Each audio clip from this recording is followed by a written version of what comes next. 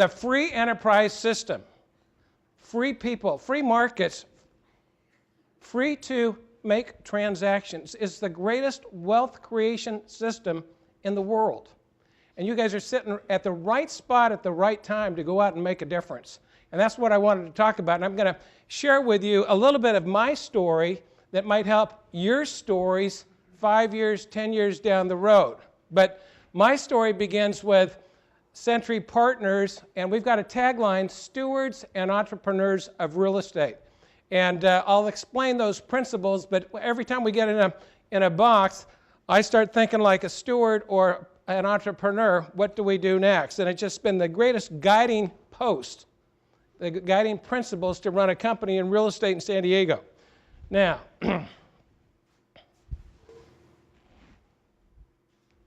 I'm taking you back in time. I'm taking you back 30 years ago to the border. You can see the Pacific Ocean. You can see San Diego on the right, Tijuana, Mexico on the left. I-5, San Ysidro, the world's busiest border crossing. And 30 years ago, they were just finishing the construction of the Otay Mesa border crossing, which has become the big commercial project down there. 30 years ago, in terms of real estate, this was the worst location in all of San Diego. Anybody have an idea why? Because it's on the outer border. It's not the urban location. It's the outer of the outmost ring called the border. But you know what? We saw something different. We saw a new intersection, an intersection where the first world was meeting the third world.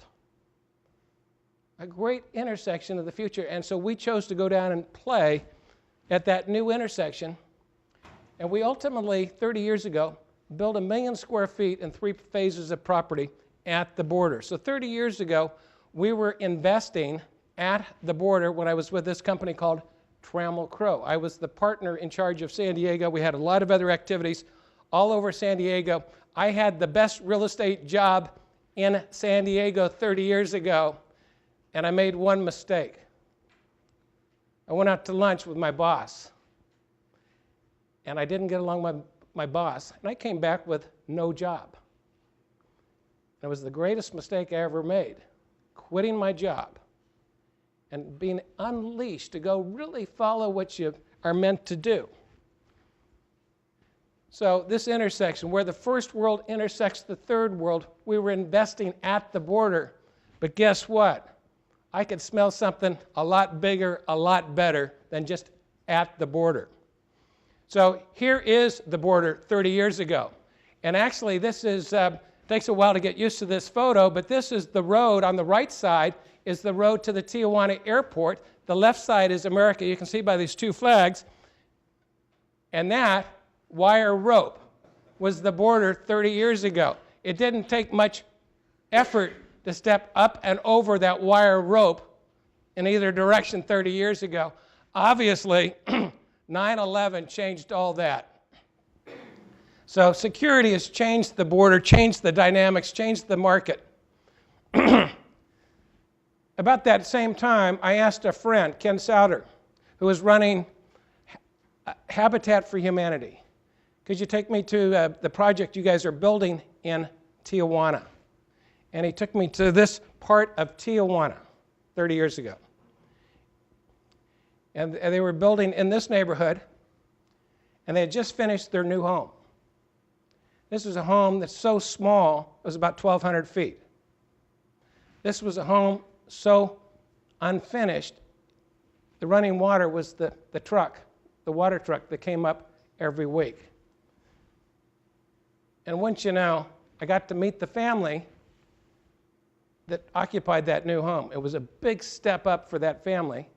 But that's not the husband. That's a mom, 3 daughters, and a son, because the dad's at work someplace. They lived in this home that none of us would enjoy living in. And this is 20 miles from our home in La Jolla. I couldn't live with that very well, so I decided to make a step. We were going to own the problem, help create a better Mexico, help create a better economy for our next door neighbors. So, the first step in my journey, the first step in your journey, is to own a problem. Get to know yourself. Take an aptitude test if you don't know what you want to do, but own a problem. The second is go find a mentor. And I've been lucky. I've had the two best mentors of the 20th century in real estate. And this guy here, Arthur Banker, in 1906, you can see the photo, the earthquake and fire destroyed that urban neighborhood of San Francisco, and about a third of the people left forever. And about 2/3 of the people said, I'll rebuild if you rebuild. And at that moment in time, Arthur Banker met a guy named Colbert Coldwell to form a company called Coldwell Banker. Mr. Banker was my grandfather, my mom's dad, the best grandfather anybody could ever have, and we grew up in the Bay Area. And Coldwell Banker grew so large that it grew into the largest real estate company in the world, almost times two. Because about 20 years ago, it got split into two. It got split into a commercial company that became CBRE, the largest commercial brokerage company in the world today. And the other company, Coldwell Banker, is well known for its residential real estate around the world. But this grandfather taught me one thing. He taught me how to be an entrepreneur. And he had a great quote. He said, a fortune can be made in real estate just by being honest. And I've always believed that to be true. If anybody wants to make a fortune, go into real estate and just be honest and transparent and tell the truth to the best of your ability. I was fortunate to get a double hitter. Trammell Crow, I love this guy. And he was the biggest name in real estate. He was the all-star of all-stars. To work for Trammell Crow, which I did, I became one of his partners in San Diego. This guy was on a scale of 100 times what you might think of Donald Trump. But you know what? He was a much different person. He was a fabulous reader, innovator. He inspired everybody, brought out the best in everybody. If Arthur Banker, my grandfather, taught me one thing, it was entrepreneurship. If this guy taught all of us one thing, it was stewardship. And so when I formed my company, I took the principles of entrepreneurship and stewardship, I reversed them, and our name Century is actually an acronym for stewards and entrepreneurs of real estate. And we pronounce it like somebody is guarding a fort, Century. And he would go around, he would give a talk like this, and he might stand up and say, think. And people are expecting him to talk for an hour, and he'd sit down and just blow the audience away. Here's the richest guy in real estate, the guy that's done the most, but think. Think harder, think better, read more, learn more, be a better steward. You've got a fabulous privilege to build America, do the best job you could do. This guy, I love this guy. Okay, step 2 was to find a mentor. Step 3, invest in yourself. Know yourself. And let me share with you a few steps that I was lucky to take. Reading.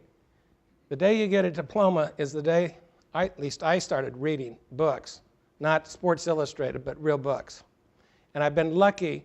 I think most of my success has come from books, not necessarily from the people around me, but from the ideas in the books. And this Peter Drucker, when 30 years ago, people asked, hey, Steve, Trammell Crow, you're going to develop maquiladoras at the border. I never could understand the word maquiladora. But Peter Drucker gave me a better word, gave me a hyphenated word, production sharing. And he was talking about production sharing 30 years ago. And it's a little bit like a kindergarten class. You walk into kindergarten, either the boys are fighting because they're not sharing, or they're trading and sharing and making good things happen. And I think that the world is a lot like that. Between countries, if we learn to share, it's called production sharing. And it's just the opposite of fence building or protectionism. Protectionism is a disaster. The second book that I would recommend that really helped me was this book by Steve Covey, The 7 Habits of Highly Effective People. Most of the adults in this room have read that book. But the book really asks you one question. Simple question. What do you want on your tombstone before you die? And if you don't know what you want on your tombstone before you die, how are you ever going to get there? Great question. Everybody ought to be working on what you want on your tombstone before you die. And then Thomas Friedman, a young Thomas Friedman, 30 years ago, came back and he started writing about production sharing, but he called it globalization. And so today the word is globalization, but the real definition of globalization is production sharing. And then this last book, Think and Grow Rich. For many of you, this might be the wrong title. Think and grow rich like a greedy businessman, like myself.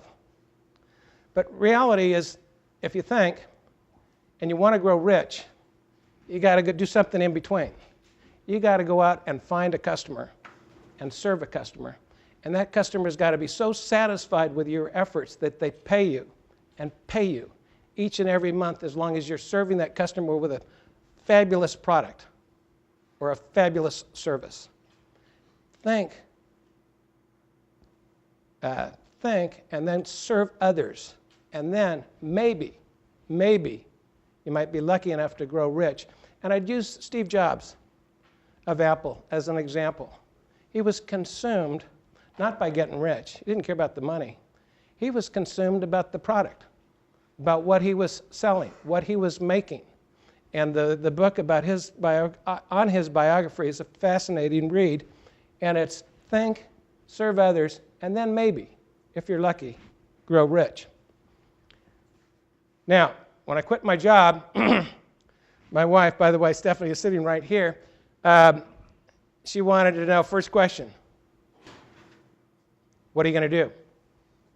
I don't know.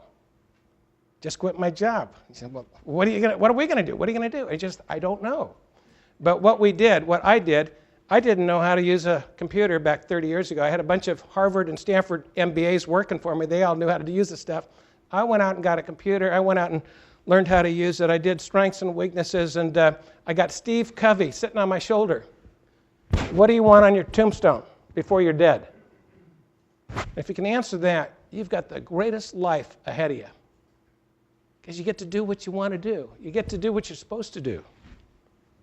So I wrote a paper. It took me 30 pages to come up with one sentence, what I wanted on my tombstone when I was dead. It was the best thing I ever did.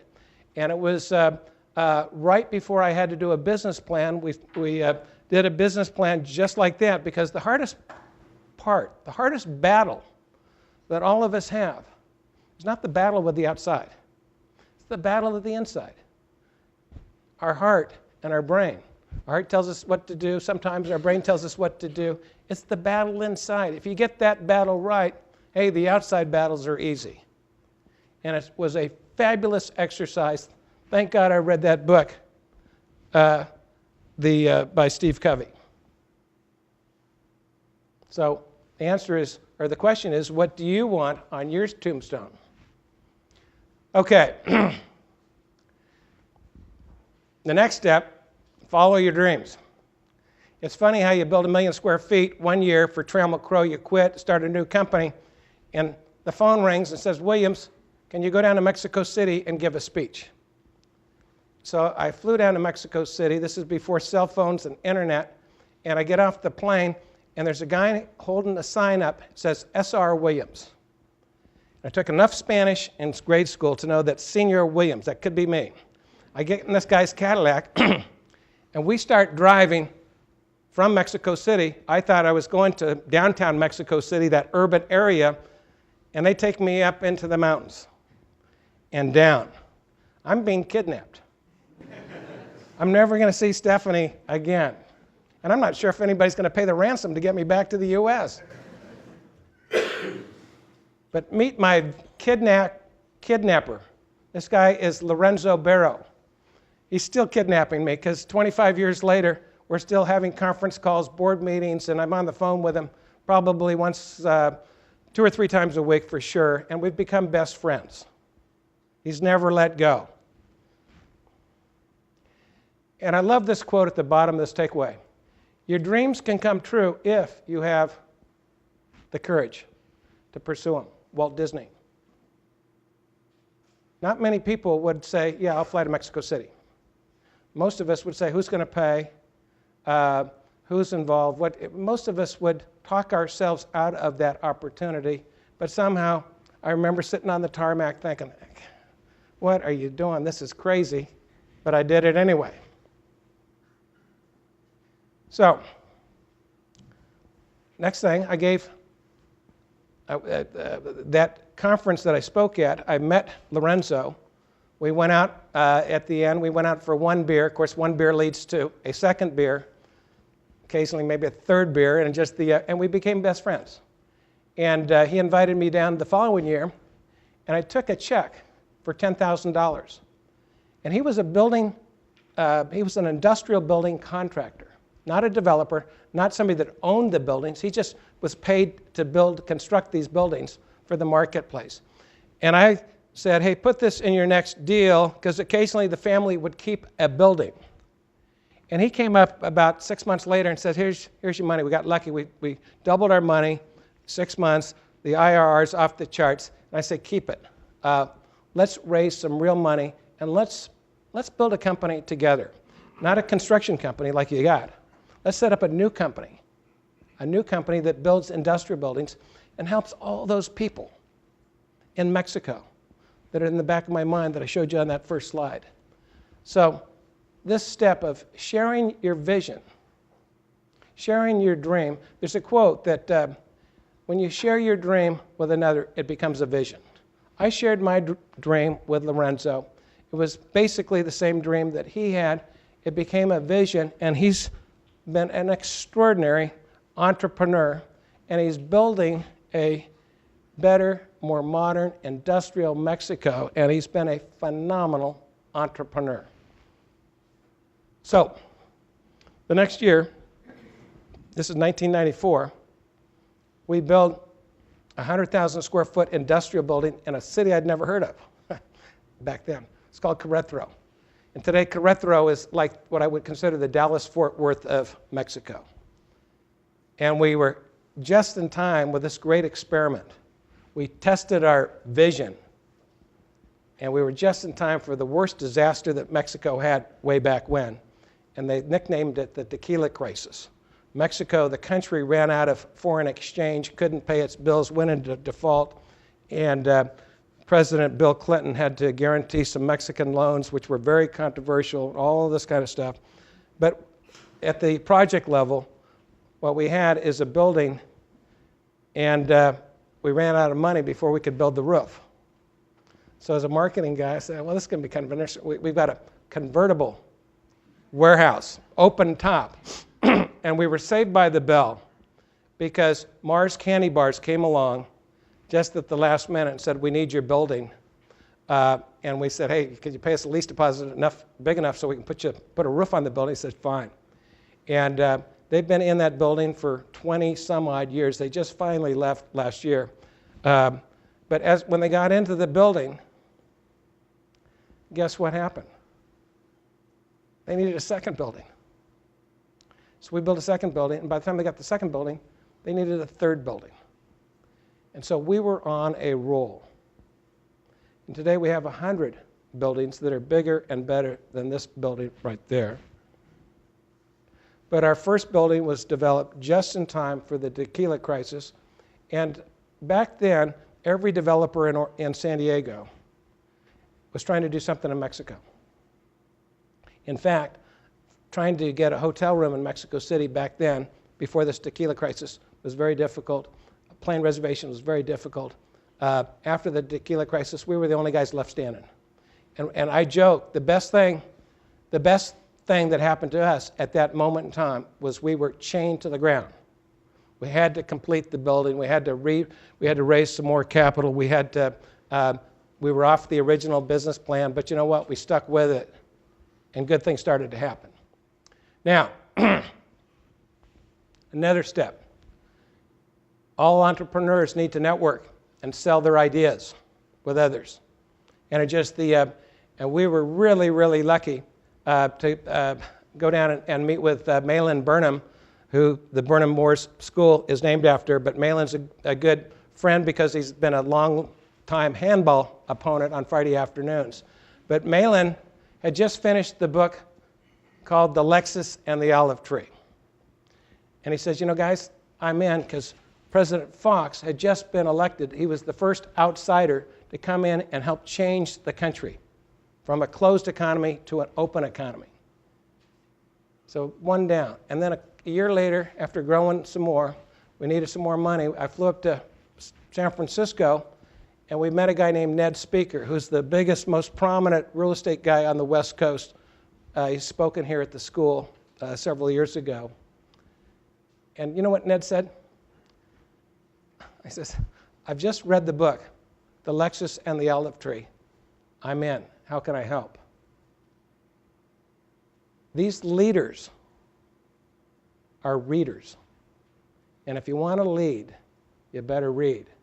And you better get new ideas into your brain, because the old ideas will carry you so far, but the new ideas are in these books that all of us need to be reading. And then, along the way, Lorenzo's such a fabulous networker. Here, meet President Cedillo. Here, meet President Fox. But Malin Burnham, then Ned Speaker, were the real estate thought leaders that enabled us to go from a little company to a much larger company. And then the next step. Mexico, to me, is a second job. I've got a real estate company here, Century Partners. This is outside my activities of Century Partners. This is a second job. This is kind of a hobby that turned into a business, and then it's grown into a big business. But it better be fun, or I'm not interested. And so with Lorenzo, we've played tennis. We've sailed sailboats and motorboats and all over the world, and we've biked through the Pyrenees in Europe a couple different times, and we've skied. We've had more fun in this relationship, and it's been quite significant for me and my family as well. But more fun than work will keep you at the work. Okay, so here's all the merit badges of Vesta, and you see the timeline at the bottom. 1998, actually we were building buildings, those Mars buildings, in 1994. It took us 5 years or so just to get to the start line here and build the square footage, and we've now got 14 million square feet, and you can see some of these, Ned Speaker, Malin Burnham should be on here someplace, GE Capital, which was a U.S. lender that I said, hey, Lorenzo, call these guys, and GE Capital has been a phenomenal lender provider. CalPERS has CalPERS is the big pension fund at the state of California.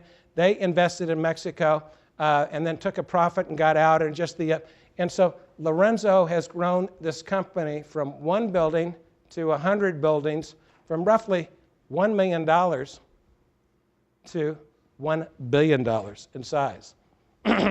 Now, if you drill down just a little bit just to see what they do, these two buildings are probably the most significant buildings in all of Mexico, because this is now on the tarmac, on the airport in the city called Querétaro. And Querétaro, we've ended up buying 200 acres and building buildings for the aerospace industry. And the first company that came along was Bombardier out of Canada. And Bombardier, about 10 years ago, had a big, huge problem. They bought a company called Learjet, and then they bought something called Global Express, and then they bought something called the CRJs, the Canadian Regional Jets. They were building all kinds of airplanes up in Montreal with union labor. And guess what? They were losing contract after contract in the globalized market to a company down in Brazil called Embraer. So Bombardier, a Canadian company, said, we've got to change. We've got to do some of this production sharing. Today, Bombardier the office, the design, the engineering is done in Montreal. The production is, large part, is done in Mexico. And metal goes in one door, and basically plain fuselages go out the back door. Within a year or so, it will be all carbon fiber, high-tech, state-of-the-art. And these planes should take off the tarmac. And so the goal is to completely move the manufacturing there where it's competitive, and Bombardier is now selling jets like you cannot believe. Now, Mexico, when you take a look from an industrial perspective, you better know where the railroad lines are, seaports, the airports, and the labor. And actually, this is not the best map, but it's good enough to show the point. One of the hidden advantages of what's happened in the last 20 years is the railroads of America had to start competing again.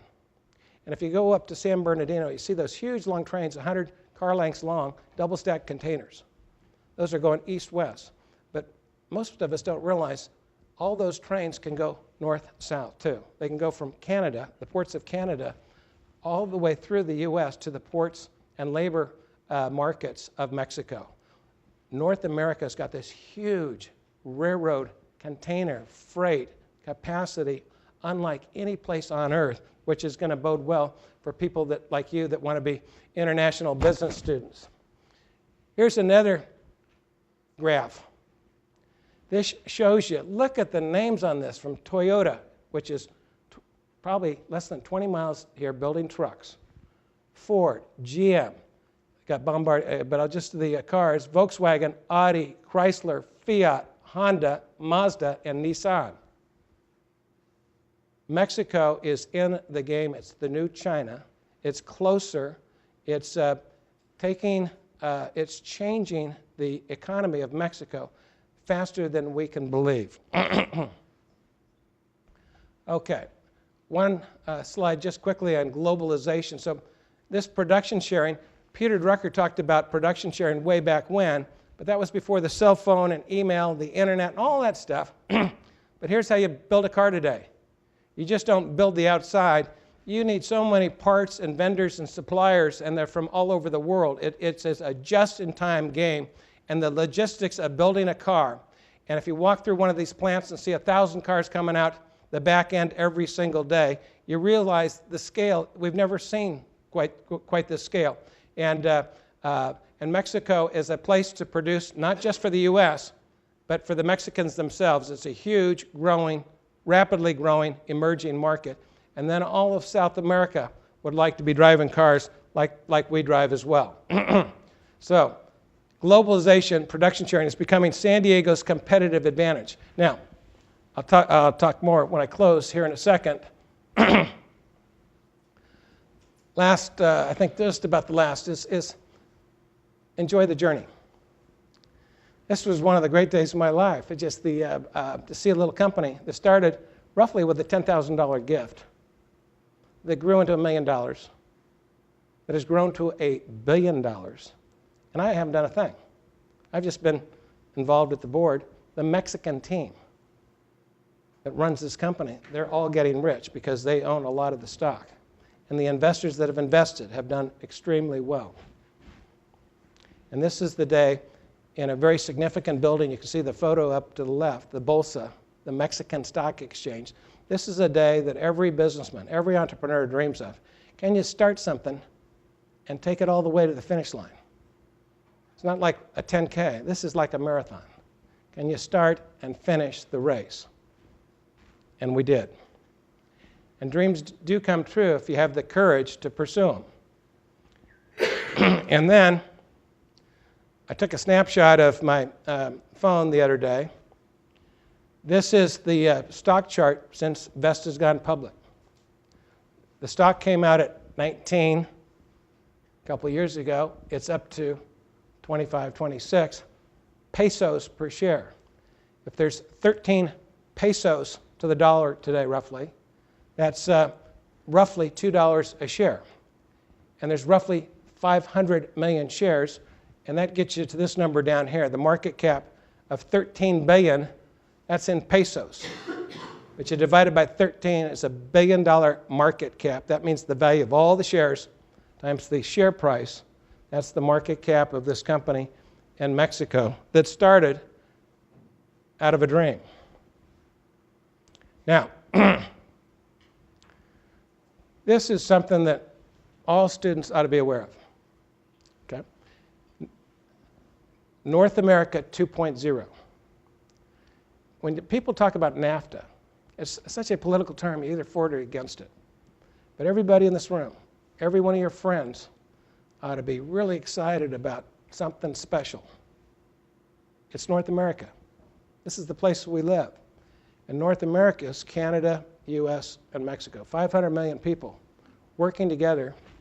And guess what? We've got the best shipping coming to our shores. We've got free trade at all of our shores in North America. We've got the best railroad grid to move cargo that improves all of our lives like we can't believe. So we've got free trade. NAFTA is now 20 years old. But unlike Europe, we haven't tried to say, hey, this will be one economic union. We're three sovereign, separate countries. You get in trouble here, you're dealing with the American justice system. You get in trouble in Mexico, you're dealing with Mexico. We haven't tried to overdo it. And then we've got a real hidden advantage. We've got three floating currencies. And this is a real big deal with the Chinese. And people would remember that Mitt Romney, when he was running, hey, he was talking about the Chinese being currency manipulators. Chinese don't float their currency. They fix it by somebody unknown until they want to change it. And the ripple effects are like a major earthquake financially. So your inventory, if it's in China, is fixed at one number. It could be $1 billion. And if somebody doubles it, it's now $2 billion, or shrinks it. It just has huge impacts. We've got the best system on earth. We can outcompete any trading bloc on earth. North America 2.0, and you guys are going to be the guys that make all that stuff happen. And by the way, just on Mexico and the US, you take the 10 border states, 4 on our side, and the 6 on the Mexican side that face the border. There's 10 states. 4 plus 6 is 10 states. That's the 6th largest GDP in the world. And basically, we're sitting in the capital cities of San Diego and Tijuana with the 6th largest GDP in the world, right here outdoors. Now, this is my last slide.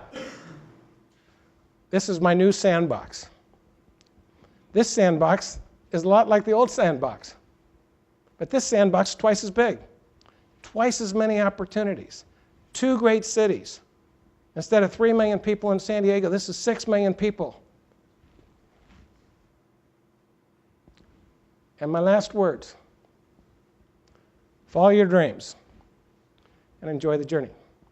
With that, I'm done.